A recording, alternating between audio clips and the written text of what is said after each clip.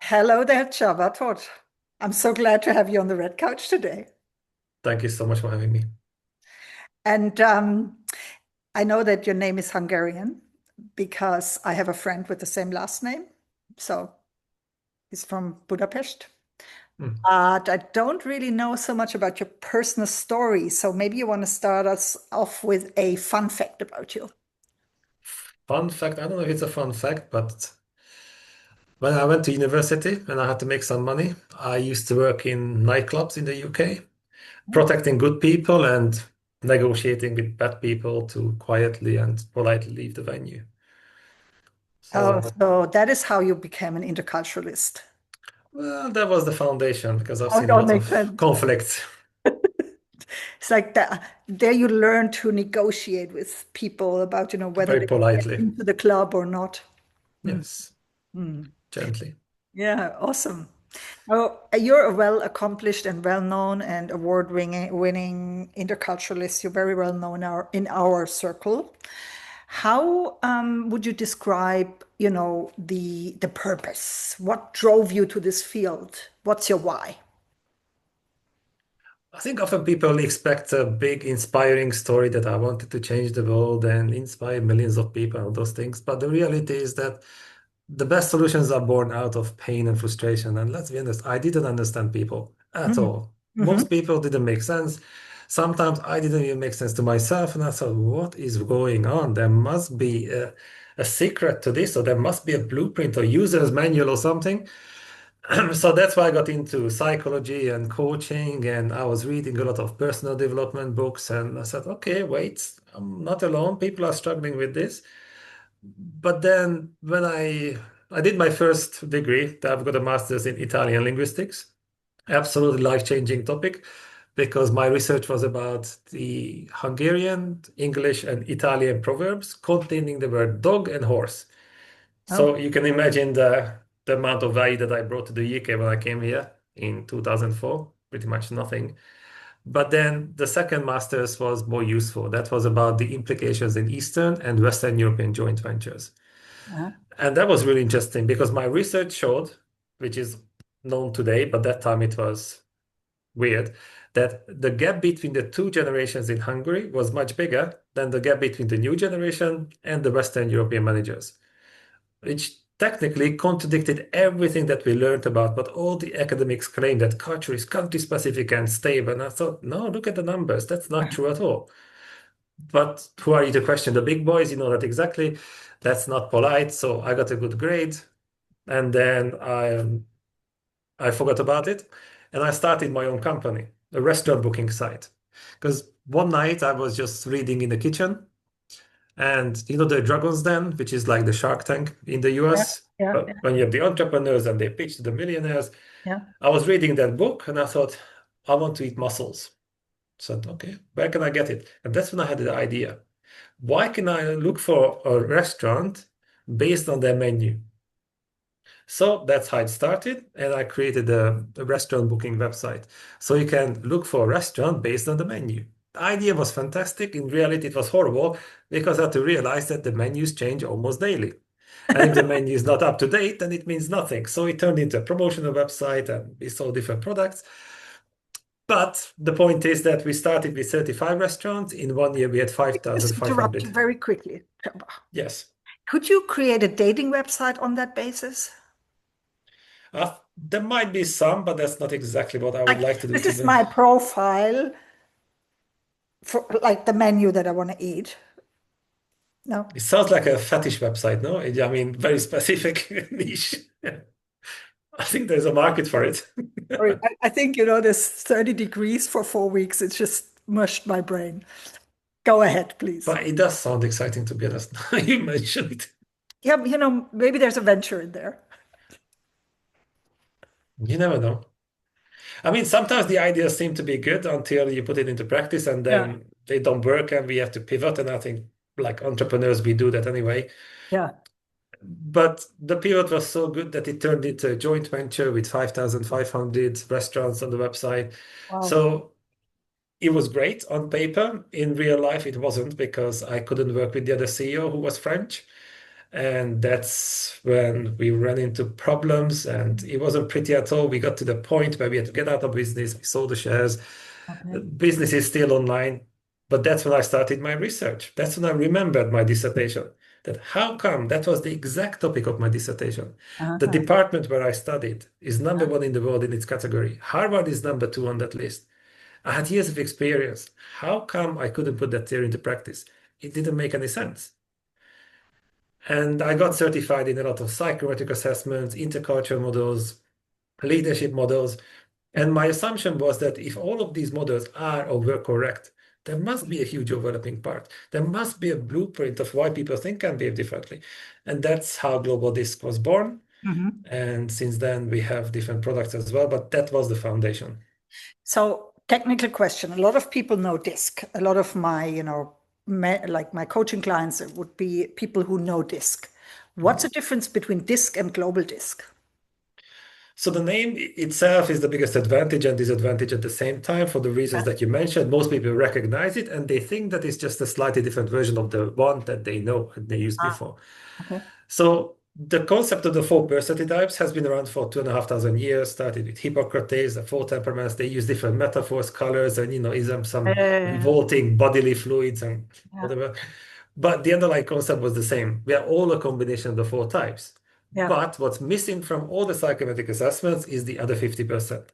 Yes, we are all a combination of the four types, but we were conditioned differently by our environment. That's the cultural intelligence part. yeah. Because you and me could have an identical global disk report. It's not likely, but it is possible. It doesn't mean that we would behave the same way. It means that the underlying values and drivers are very, very similar, but Yeah. you face very different challenges than me. You found very different ways of responding. And when you grew up, how much could you be yourself? Or how much did you have to pretend in order to be accepted? For And me, that's a really important it was not question. while I was growing up, it was like afterwards Mhm. when I started to be in the corporate world. Oh, yeah, that's when we have to conform to the norms. Yes. But you see, that's a really Yeah, important yeah, yeah. question because Yeah, psychometric assessments are great for a yeah, specific purpose, but we don't exist in isolation. yeah, yeah, yeah, yeah. Yeah. Your personality determines how you want to behave, but your environment determines how you have to behave. That's why you can never ever separate them. And Hmm. this is what Global Disk can provide. It's like one operating system and many applications. You use the same framework across all personalities and cultures. Yeah, yeah. And is that that's but that's not the same as the growth zone model, right? You are up to date, huh? No, Yeah, it's I not. mean, I don't get easily impressed, Shaba. But when I saw the growth zone model, I thought, "Ooh, that sounds like a cool framework to look into." Do you want to talk about it a bit more? So we launched it a few years ago because Global Disk goes into the three layers of your identity, and we Yeah, measure the cognitive diversity of a team. So we yeah, can measure their blind spot, but then we have to realize that that is only the potential.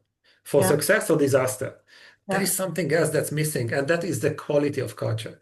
You have to create the right environment, which is high on psychological safety and motivational drivers. And that's exactly what we can measure. Because if you look at the D&I field recently, it is crumbling now, but it's also understandable why.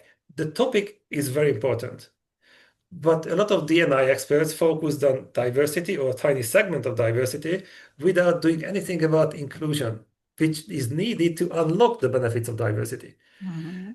And that's exactly what we can do. It's not just a big bucket that, we throw everything into that and, oh, don't touch it.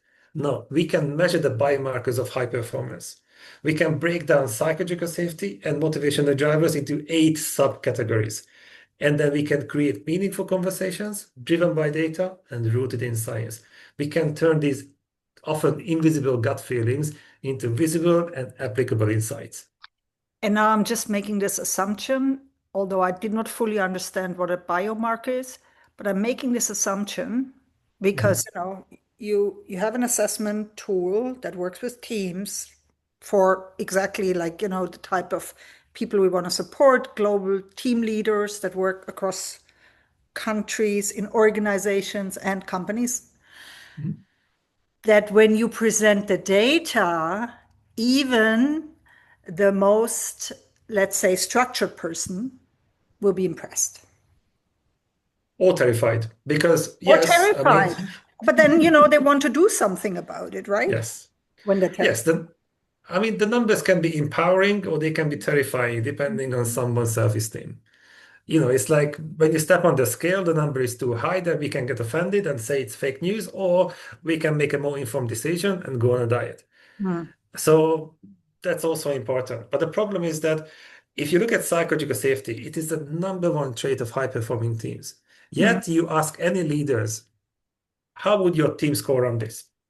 Probably good, good. So okay, so you don't know. Where was your team before you invested a lot of money in the program, and where were they after that? Still don't know. Then how do you know that it was a good program? Oh, yeah, because they enjoyed it. You have all the surveys that we love the workshop. yeah. Fantastic. That's the business of entertainment and not consulting and training. So we measure the invisible forces that directly correlate with how successful you will be as a company. Mhm, mhm, That's what I mean by biomarkers. mhm. No, very impressive. This is really impressive. So I'm afraid I'm going to be out of business very soon because, you're going to take over the world with this tool, at least in leadership development. Um, but maybe, you can hire me back in when, people need trauma recovery support or something. When they lose Or you can become a licensed partner because we all have that, hundreds of licensed partners, which would all make that, much more sense. all that. Yeah, that's also a good idea. I'm already thinking about it. No, but this is, like all jokes aside, but I think, one of the issues I think we have with psychological safety is that it's probably still a bit misunderstood. And my assumption is that similar to intercultural sensitivity, most leaders overestimate the psychological safety they provide in their teams. And then, there's still a bit of a bias into how we respond in case, we get asked about this topic. So I think, if you have a very good analytical tool that shows like a before and after, maybe 1 or 2 years after Yeah. working on the culture, etc., I think that is very, very amazing. That's why I I- was very I- impressed. It's not just about the data because the assessment provides the data only, but the insights come from the people. So Absolutely. that's why we do the debrief. So we can break it down topic by topic and then we create those meaningful conversations. Nothing can replace that. But how can you talk about something that you're not aware of? That makes it very difficult. And this is exactly what we facilitate. And also we can Yeah. co-create the next steps depending on what we find. Because a lot of companies offer a solution without diagnosis, which is the exact opposite of expert advice. Yeah. And the most successful clients do this assessment every 6 months to see if they're growing or declining. It's almost like an MRI for the team. It's a Yeah. scan. So you can see that something is going on here. So let's dig deeper. And maybe you find it in time and Yeah. it doesn't spread. That is a very good, um, wording. Also, if you think about it for lay people, the MRI for your team. Maybe you should use that. Maybe you're using it already. Let me come back to Sounds your entrepreneurial journey a little bit. okay. Now, if you think about your own journey, and I love it that you started with something, where you probably think right now, "Well, why did I even come up with this restaurant menu site?" But I think, one of the things that I always tell younger entrepreneurs, you have a pain point and you want to solve that pain point. Yeah. Yes. This is how you build companies. You build them around a pain point that you want to change in the world. You saw a pain point, you found a solution. Okay, maybe it wasn't ideal, but then you pivoted. Yeah. And why do we pivot? Because somebody else tells us that, this would be an even better idea. Or, maybe we could morph it into something else, which I think is the most important thing, when you're on the entrepreneurial journey and not in the, like, let's say, like a career, like a business career. Sometimes we don't really listen to all the ideas and, Mm. thoughts from other people because we're not ready. Yeah. So if you think back on your journey, would there be something, you would advise a younger version of yourself or, let's say, a younger person who wants to start their own business in this field or similar field? What did you learn basically? I mean, based on what you said, I had to reflect quickly and I had to realize that the first business wasn't based on pain point because, I didn't know where to buy muscles. I mean, that's not really a pain. So that's why it didn't become a big business either. A bit of a first world problem. Yeah, I mean, it It's very wasn't a huge not problem. you get Not a oyster. lot of people are struggling with it. Yeah. But the other one, yes. When I lost the company, and I had to realize that a lot of companies do that. They employ the best of the best, hoping to create synergy, and then most of the potential is lost because people clash, because they are demotivated. What's the point in having really skilled people if they don't feel safe or motivated enough to use those skills? What's the point in employing those people if, even though they look different on the outside, they think the same way? Cognitive diversity. So that's why we have to optimize these three invisible forces that make or break a team. But how do you optimize something if you don't know how it works? Mm. If you cannot make it measurable and tangible, Mm. that makes it difficult. So the first idea might not be the best one. That's one thing. Just because I'm passionate about something, it doesn't mean that it's a real problem or other people care about it. Mm. That's one thing. But the other one is that sometimes we have to realize that, when we are really passionate, we keep ignoring the yellow signs. Life is telling you, careful, careful. And then you don't listen and bam, you get a big slap. And that's when we wake up. So listening to feedback is important. It's difficult to find that balance because I remember that when I came up with Global this more than 10 years ago, and I said, but international knowledge is not the same as culture intelligence. Culture is not a synonym for countries Mm. because that was the mainstream idea. Oh, no, no, no, that's not true. And now there are plenty of research showing the same thing, that more than 80% of cultural differences exist within countries, not between them. We Mm. all belong to 15 or 20 culture groups at the same time. But 10 years ago, going against the mainstream, that was difficult. Mm. But I did my research. I had everything there. And I said, look, I know I'm right. Mm. But it was very difficult. So how do you find that balance between knowing that you're doing the right thing and listening to feedback? Yeah, experience. I guess, that's how I came up with my Global People Club idea because the people that I work with, they're all internationally mobile professionals, expats. They've been around the world. Their children speak four languages. They have such an amount of intersectionality that, you know, they don't fit into a scheme anymore. And Yeah. then I realized, yeah, if you look at the polarized models, there's like a group of people that is more close to each other. Like it's probably also what you were referring to with generations that are closer to each other. But then there's also a group of people like, our parents' generation, which are further apart from each other. But for coaching and for what I do, I also need to take into account the personal story, childhood trauma, all of these topics.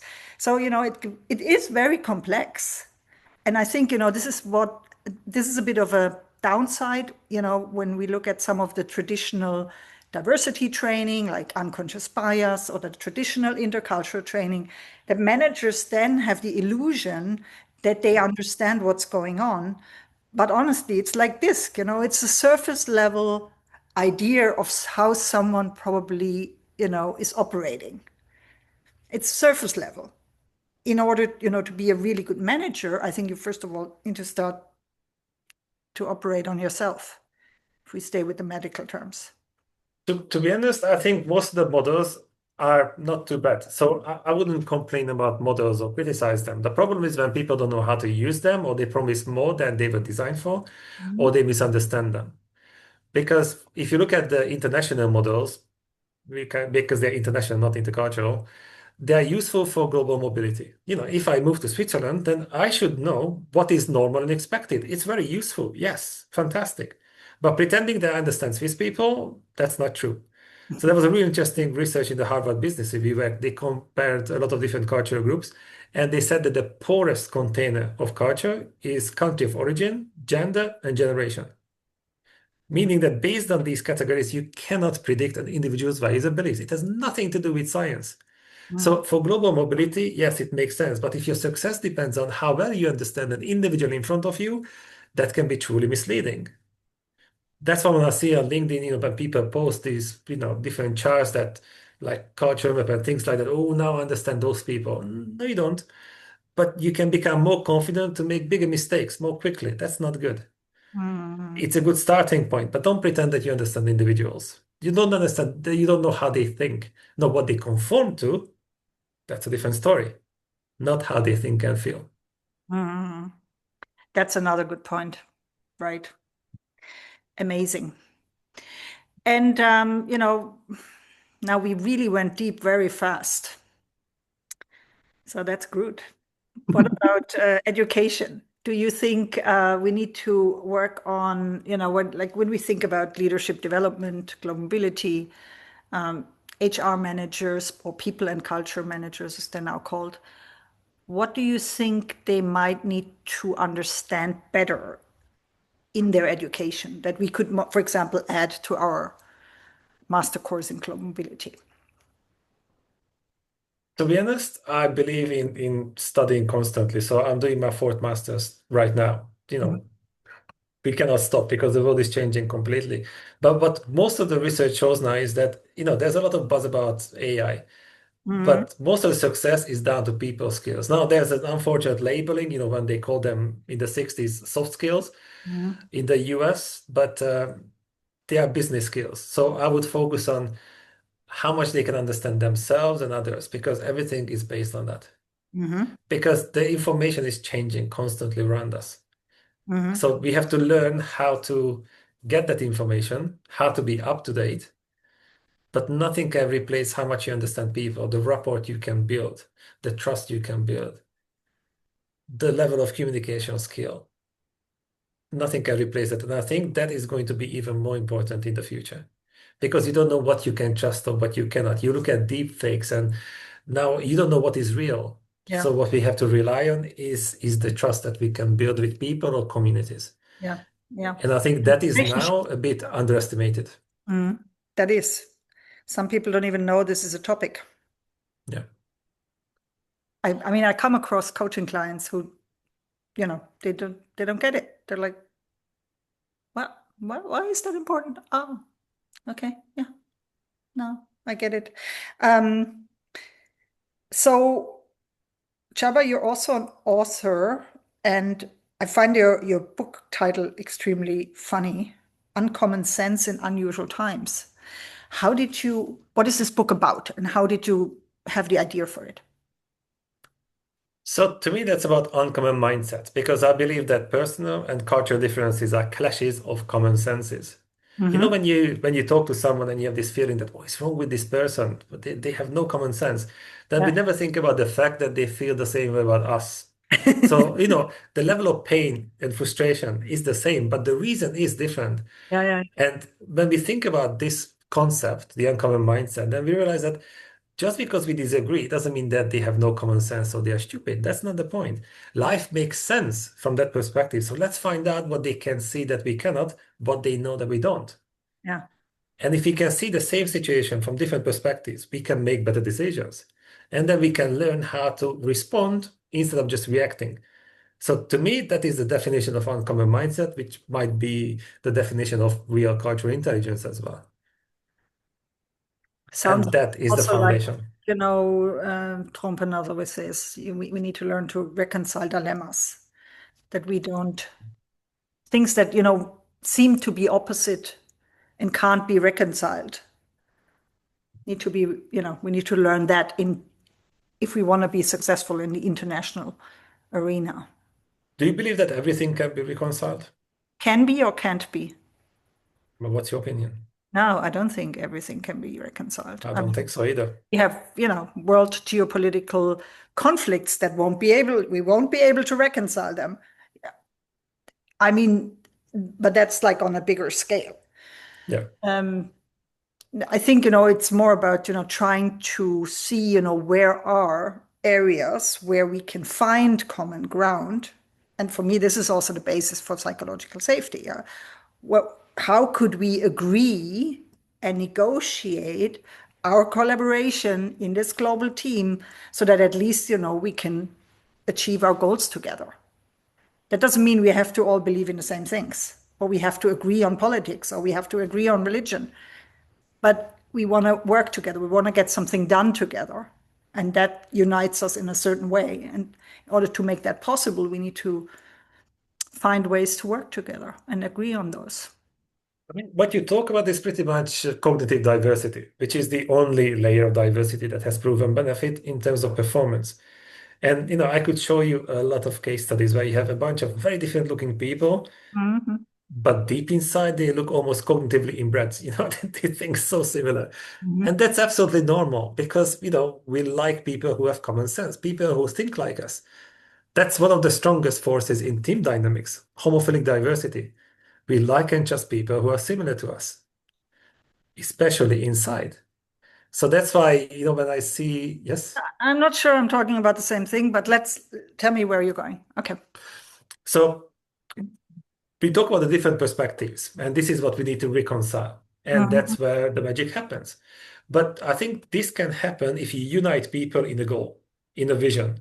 Yeah, That's when you can turn diversity into synergy. But without unifying people in a goal, this kind of diversity can rip the teams apart. We've seen it many absolutely. times.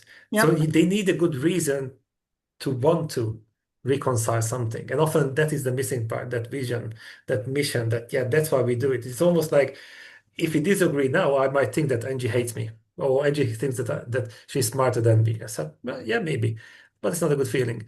But if I know that we want to get to this destination, we both agree on it, but you have a very different way, then I think, you know something. So we want the same thing, but you have a different way of getting there. So now we can have a proper conversation. Now we can find a Mhm. solution. But without that goal, if that is not clear, and this is exactly what we can see in companies. They know they have to make more money, spend less, but why they do that? What unites them? Pretty much nothing. And that makes it Shareholder difficult. value, What value? shareholder value, Yeah, I mean, that's more about conforming to norms. making sure that you still have a job tomorrow. Yes, that probably they share that Yeah. idea, but the younger generation might not do that. Yeah, I think it depends. Mm, And yeah, and I think there is generational difference, but also that depends on, which part of the world we're talking about. And, yeah. like if maybe, you are already a millionaire and then maybe you don't have this kind of a problem. But if you're not, if you still have to get food on the table, Yeah. then you might be more conforming Oh, because definitely. that that you Yeah, want to have your job tomorrow. Yeah. definitely. And we went to the UK in 2004, typical immigrant from Hungary, Mhm. no transferable skills pretty much. Then, of course, I said yes to everything. Of course, I do it. I work until I collapse. That was not an option. Yeah. Yeah. Yeah. Exactly. Yeah.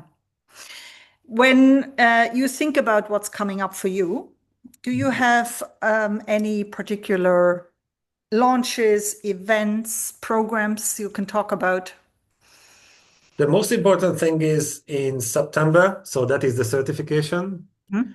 because we do it twice a year. And the reason is that I had to realize that it doesn't matter how smart we are or what we know. If people don't know about it or they don't use it, then it means nothing. That's the point. So Mhm. that's why we have hundreds of licensed partners. The point is that we go through the same ICF accredited program. It's like drinking out of a hose pipe. It's a lot, but that is just the beginning because we don't do any annual fees and royalties and all those things to milk the people. No, our business model is their success. Mhm. So it's everybody's interest to help them. Mhm. Mhm. And it sounds cheesy, but that's the actual business model, which also can be frustrating sometimes. But we stand by it. So that's going to be in September. Once people go through the training, they have access to all the training materials. They have their own online portal. They get a lot of credits that they can immediately use. So they make that money back immediately. We have monthly meetups because being a coach is, you talk to a lot of people, but often it's a very lonely journey, especially being an entrepreneur. So that community is awesome, where It you is a can journey. share insights. Yeah. Do you find that Do lonely? you lonely? Mm. Being an Um, entrepreneur or coach? I try to be in a lot of different groups and sort of recreate that atmosphere of having a team. But I have to say I have had a team for a long time, and now I only work with a few freelancers at the moment, and it feels a bit more lonely because I talk to ChatGPT and Siri. during the day. No. That's not really ideal. But there was one That's more true. thing I just wanted to ask about the certification program, because, some of my listeners are probably from the coaching and training world. Do you need to have certain prerequisites, or could you also be a beginner coach, for example? This is for more experienced people because if people don't have like corporate background or at least international experience, then it makes less sense, and that would be less credible for So, them. but if it's, let's say, I have some people who are in a transition. They have maybe 30 years of work experience in HR or global mobility, but they don't have like a training business yet. Would they Mhm. also be your potential target group? Yes, because we also do certification for in-house HR and L&D professionals, Yeah. so they can roll it out internally. So we do that as well. So it's ideal for them. Yes. Yeah. Okay. Okay. In case somebody has a more detailed question, and if, let's say, they have a question about, would I be the right person? Can they contact you directly through LinkedIn, for example? Of course, happy to connect with anyone who's passionate about the topic. Happy to share anything. It's transparent, so they can make the best decision for themselves. Awesome. So they just have to say Red Couch Talk or some For other, VIP entry, yes, definitely. yeah, That's mention my name, and then and you just send me, yeah. you accept them as awesome. Immediately. Awesome. Well, this was a very good chat. And as I said, we went deep rather fast. And also, you speak very fast. So I think Mm, for everyone who's listening, maybe you want to take the speed out a little bit. But I really appreciate your time, Csaba. It was amazing. And I hope we see each other at one of the conferences shortly.